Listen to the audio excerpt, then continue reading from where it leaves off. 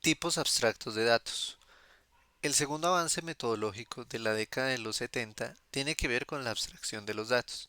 La abstracción es un mecanismo fundamental de la mente humana para disminuir el número de detalles del objeto bajo estudio. La mayoría de las ciencias lo usan constantemente. Por ejemplo, el estudio de los seres vivos, objeto de la biología, no podría llevarse a cabo si no se establecieran categorías o familias que los agruparan de algún modo según sus similitudes y diferencias. Así, el reino animal se puede dividir en primera instancia en vertebrados e invertebrados. Cada uno de estos órdenes representa una abstracción según la cual se destacan ciertos detalles relevantes. El de tener o no una columna vertebral que protege parte del sistema nervioso central. Y se ignoran muchos otros. Por ejemplo, los que diferencian a una esponja de un insecto, que no son relevantes a ese nivel. La abstracción había llegado muy pronto a las acciones ejecutables de un programa. Esto es lo que representan los conceptos de macro, de procedimiento o de función, que aparecen ya con los primeros lenguajes de programación. Los detalles que se destacan aquí son los que constituyen la interfaz del procedimiento con sus usuarios, es decir, el efecto observable a través de sus parámetros, y los que se ignoran son los que constituyen el algoritmo de implementación del procedimiento que, para un usuario, son en principio irrelevantes.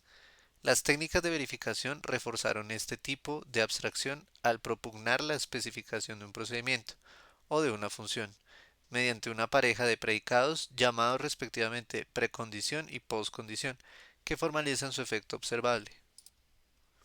Pero la abstracción no había llegado a las estructuras de datos. Un primer paso en esta dirección ya había sido dado por los lenguajes de programación. Sus tipos de datos predefinidos representaban un cierto nivel de abstracción con respecto al hardware de la máquina. Así, el programador podía operar con números racionales sin preocuparse de cómo eran representados internamente por el computador. Del mismo modo, tenía a su disposición matrices de cualquier dimensión, registros, conjuntos y otras estructuras que no existían como primitivas en el hardware, sino que eran simuladas por el compilador. El paso que faltaba era extender esta abstracción a las estructuras de datos definidas por el programador. Esta posibilidad no era contemplada por los lenguajes existentes. Por ejemplo, el programador podía representar una pila, véase la sección 5.3, por medio de un vector y un índice que apuntara a su cima, pero no podía impedir que el programa accediera a cualquier elemento de la pila. Sección 5.3, estructuras de datos. Y no solo a su cima, como es lo esperado en una pila, precisamente porque la representación en forma de vector era visible y conocida en todo el texto del programa. Entre 1972 y 1974 se publican trabajos desde distintos frentes, que van a alumbrar un nuevo concepto, el de tipo abstracto de datos, que ha tenido una profunda influencia posterior, tanto en los lenguajes de programación como en la naciente ingeniería del software. En 1972, Hoare publica dos trabajos seminales sobre el tema. En el primero apunta a la necesidad de aplazar las decisiones de representación de la información lo máximo posible cuando se diseñan programas grandes. Referencia 38, C.A.R. Hoare, Notes on Data Structuring en Structure Programming, Academic Press, 1972. Durante los primeros refinamientos, utiliza tipos de alto nivel, que más adelante decide representar por otros más eficientes. En el segundo, introduce dos piezas fundamentales para el razonamiento sobre dichas representaciones de datos, el invariante de la representación y la función de abstracción. Referencia 39, C.A.R. Hoare, Proof of Correctness of Data Representation, Acta Informática número 1, 1972, páginas 271 a 281.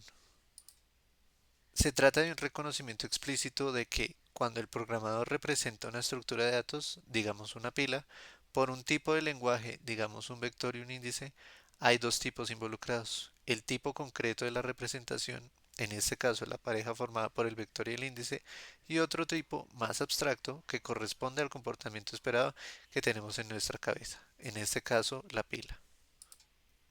James Morris, de Xerox Corporation, propone en 1973 dejar de considerar a los tipos como simples conjuntos de valores.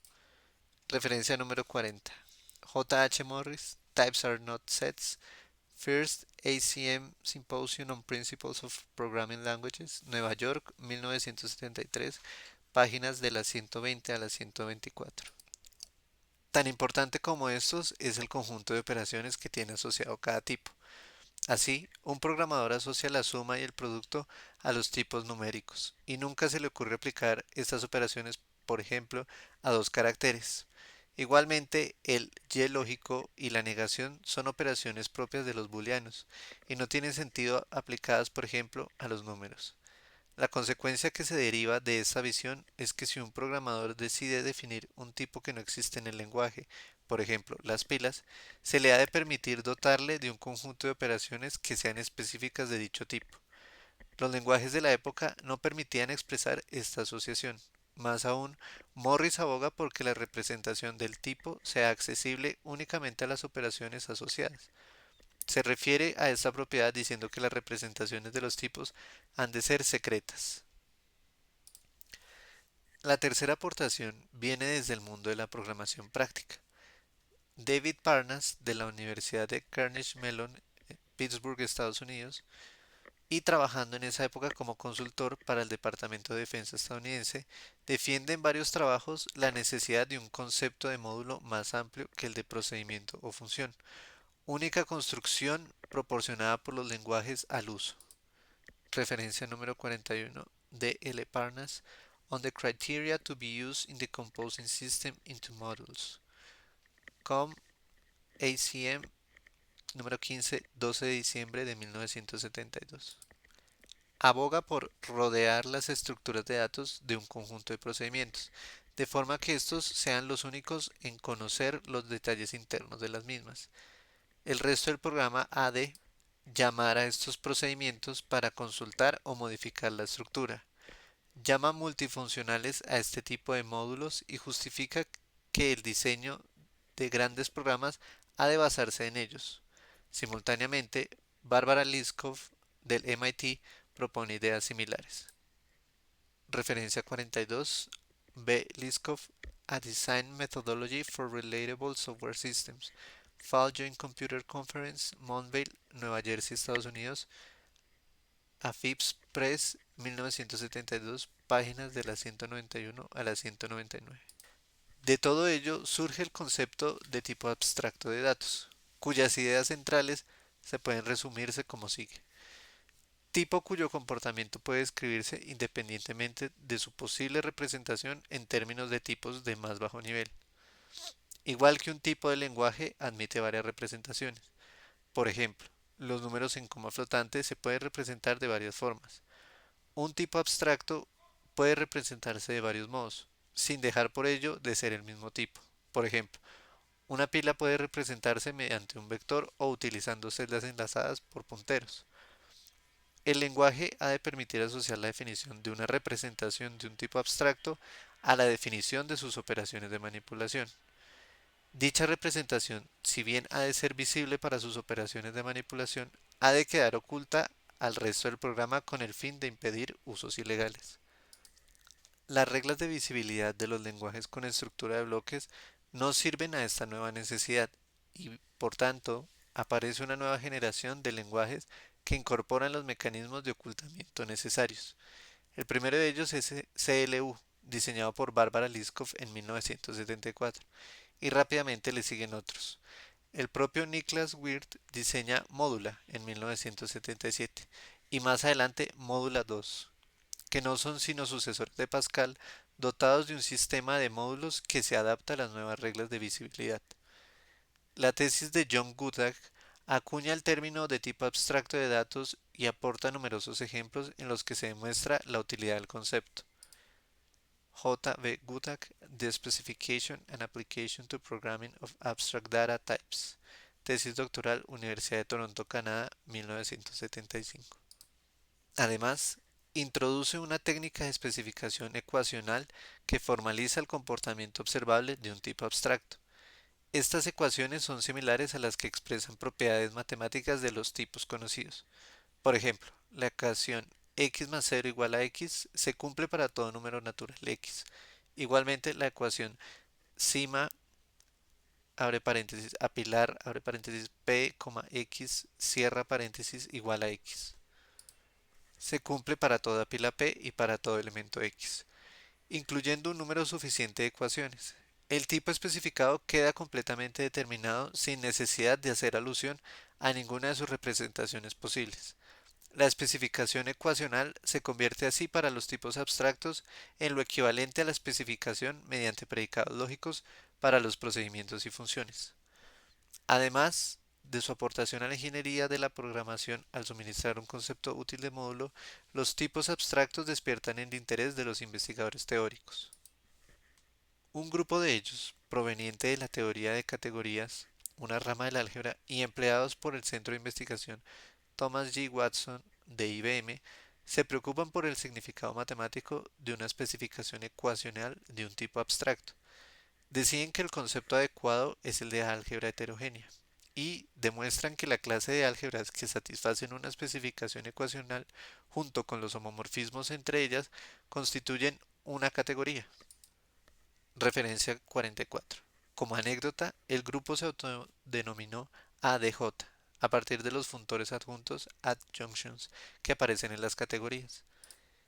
Eligen como modelo representativo de la especificación el llamado modelo inicial, que, intuitivamente, es el álgebra en la que solo existen valores generados por las operaciones y que satisface las ecuaciones dadas, junto con sus consecuencias lógicas, y ninguna otra adicional.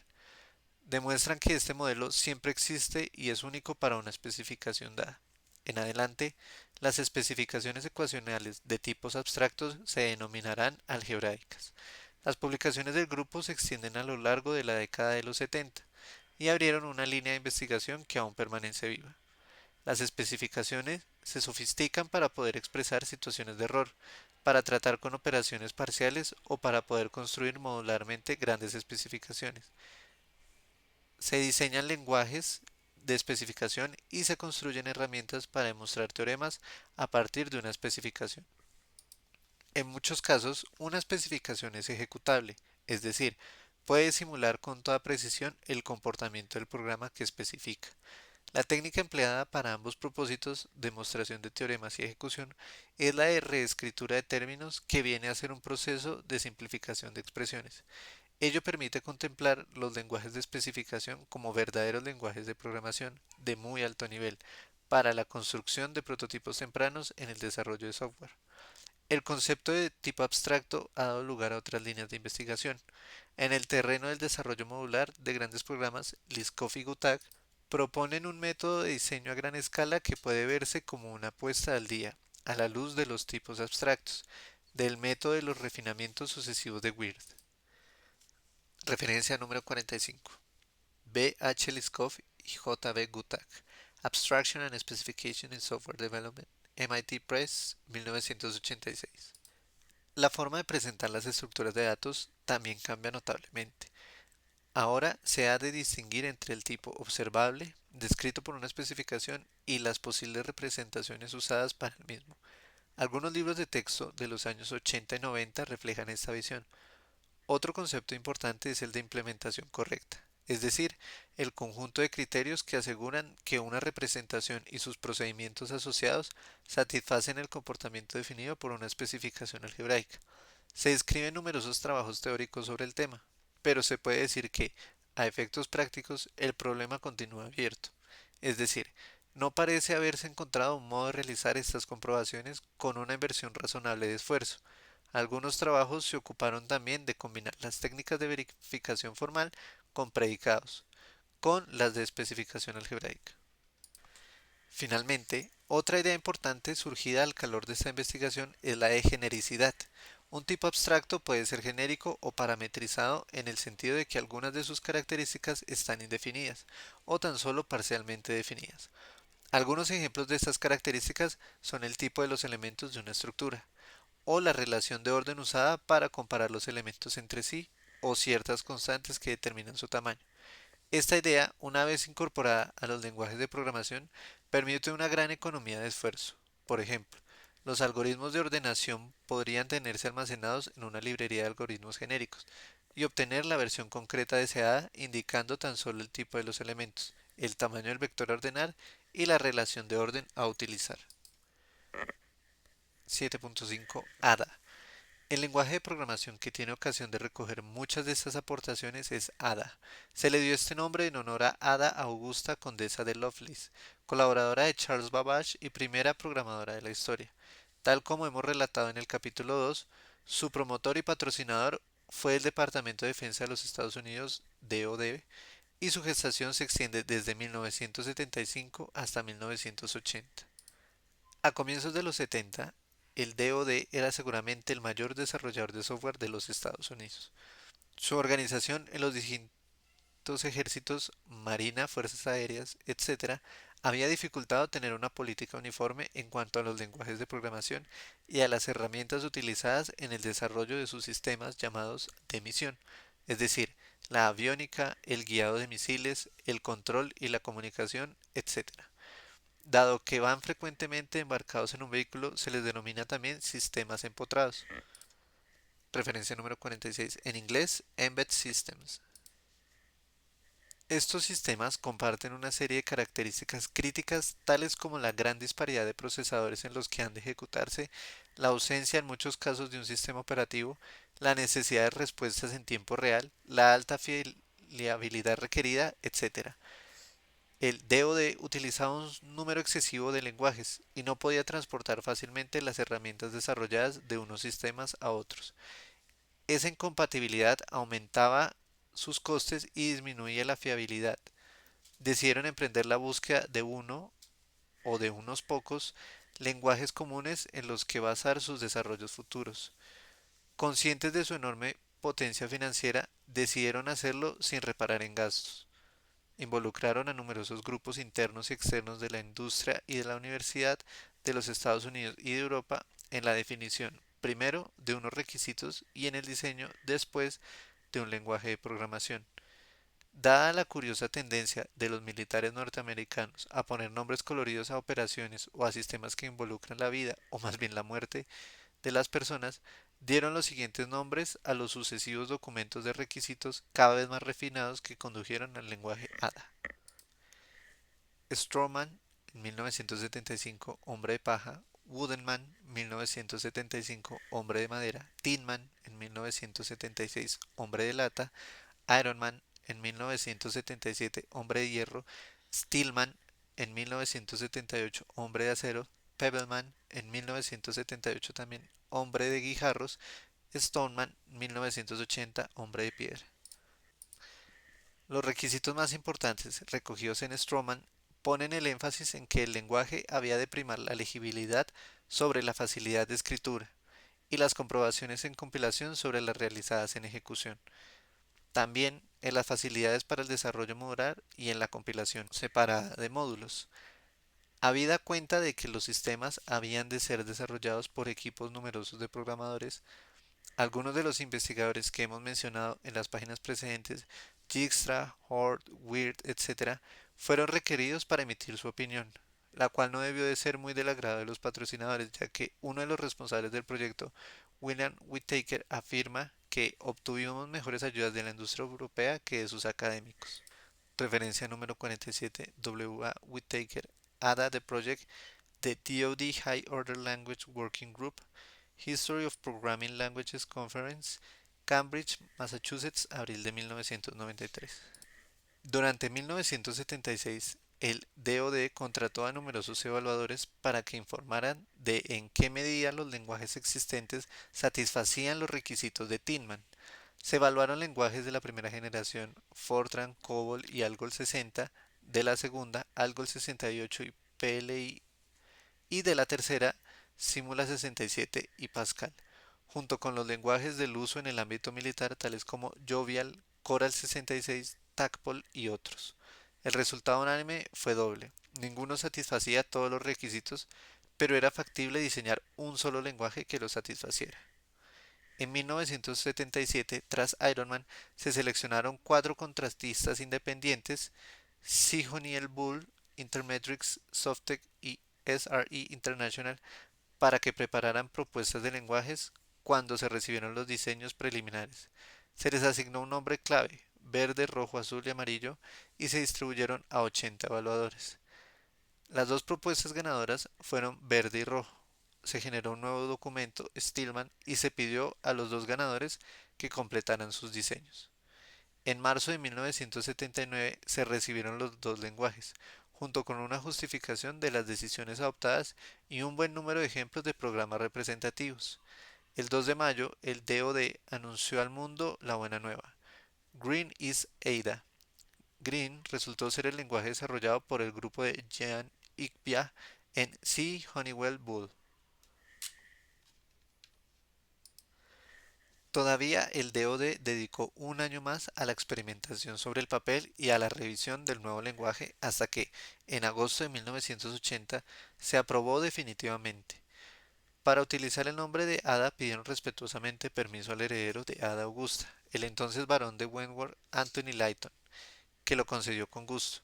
A partir de aquí, comenzó un férreo control por parte del DoD para impedir subconjuntos o superconjuntos de Ada. Pusieron en marcha un mecanismo de evaluación y de certificación de compiladores y la propuesta de un estándar ANSI al que había de adherirse todo compilador. Ambos sucesos, la publicación del estándar y la certificación del primer compilador, se produjeron en 1983, 8 años después de iniciado el proceso. Ada es así el primer lenguaje de programación de la historia diseñado a partir de una ciertamente laboriosa especificación previa de requisitos. Es decir, se trata de un lenguaje hecho a la medida de unas necesidades. Se admite la influencia de Pascal como el principal lenguaje inspirador de su sintaxis. El producto resultante fue un lenguaje bastante voluminoso, pero con una unidad interna de la que carecían otras propuestas anteriores. Véase su aspecto en la figura 7.1. Figura 7.1. Declaración de una zona de datos globales en AIDA.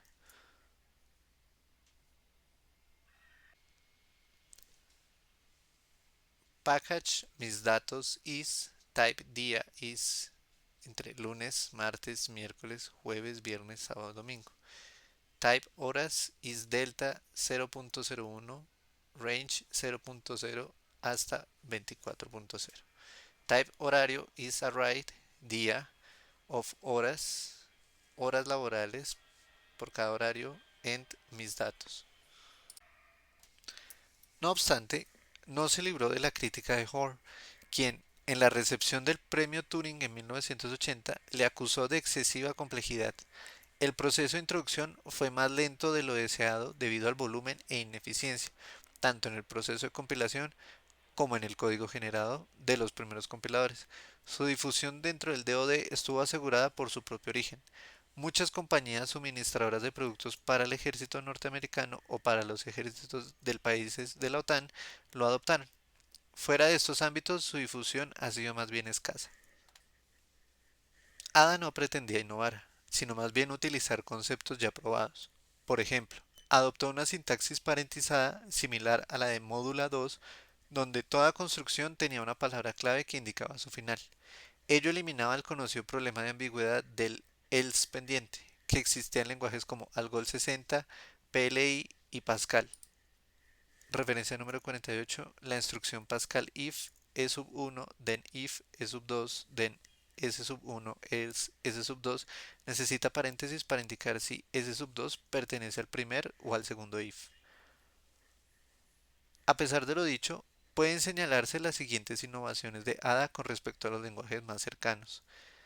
La construcción package, mecanismo principal de ocultamiento y de modularidad, se distingue entre su parte visible e interfaz con sus usuarios y su parte oculta o body, cuyas declaraciones solo son accesibles a los procedimientos del package. Construcción versátil que permite la definición de tipos abstractos, de objetos, veas el capítulo 8, de colecciones de procedimientos o de zonas globales de datos. Capítulo 8. Más estructura, la orientación a objetos. Facilidades para la programación genérica. Tanto los módulos package como los procedimientos pueden estar parametrizados por tipos, operaciones o constantes. El mecanismo de concreción de una construcción genérica se concibe como un traductor de lenguaje fuente a lenguaje fuente que, tras comprobar la consistencia sintáctica entre el parámetro real y el formal, produce el código específico para esa concreción. Por ejemplo, una pila de enteros y una pila de cadenas de caracteres tendrían códigos distintos, pero ambos habrían sido generados automáticamente por el compilador a partir de un solo texto genérico. Compilación separada. Como parte del lenguaje, estos aspectos se dejaban normalmente abiertos en otros lenguajes. En ADA, el compilador se ocupa de mantener la consistencia entre las interfaces de los módulos y sus respectivas implementaciones. Para compilar un módulo usuario, solo es necesario tener compilada la parte de interfaz de los módulos utilizados. Ello facilita la realización de grandes programas, donde diferentes personas pueden estar trabajando en distintos módulos. La librería de módulos predefinida es también parte del estándar. Ampliación. Con respecto a Pascal, del concepto de subtipo y de los criterios de compatibilidad de tipos. En ADA, por ejemplo, todos los vectores de rango finito se consideran subtipos de un vector conceptualmente sin límites. Ello facilita la construcción de procedimientos que pueden ser llamados con vectores de diferentes tamaños como parámetro. Introducción de sobrecarga definida por el programador. Este puede asignar el mismo nombre o símbolo, por ejemplo, el símbolo más, a operaciones distintas e incluso a constantes. El compilador deduce por el contexto, siempre que éste no sea ambiguo, la operación nombrada en cada caso. Tratamiento elaborado de excepciones. El usuario puede tratar excepciones predefinidas, por ejemplo, el índice de vector fuera de rango, y definir y tratar las suyas propias. Por ejemplo, se ha intentado desapilar una pila vacía. A su vez, las excepciones pueden ser propagadas, recuperadas o ambas cosas a la vez, en diferentes niveles de la estructura del programa. Después de ADA, no ha habido ningún lenguaje innovador dentro del paradigma imperativo puro. Los siguientes avances metodológicos tienen que ver con la orientación a objetos, cuya aportación más característica es el mecanismo de la herencia. Ver capítulo 8. Aunque ésta surge dentro del paradigma imperativo, se trata de una facilidad independiente de cualquier paradigma. El propio ADA la incorpora en una revisión posterior llamada ADA 95. Los 80 y los 90 han visto el desarrollo espectacular de otros paradigmas de programación. Se han diseñado muchos otros lenguajes interesantes, pero que pertenecen a o incluyen elementos de estos otros paradigmas. Su historia se relata en los capítulos siguientes.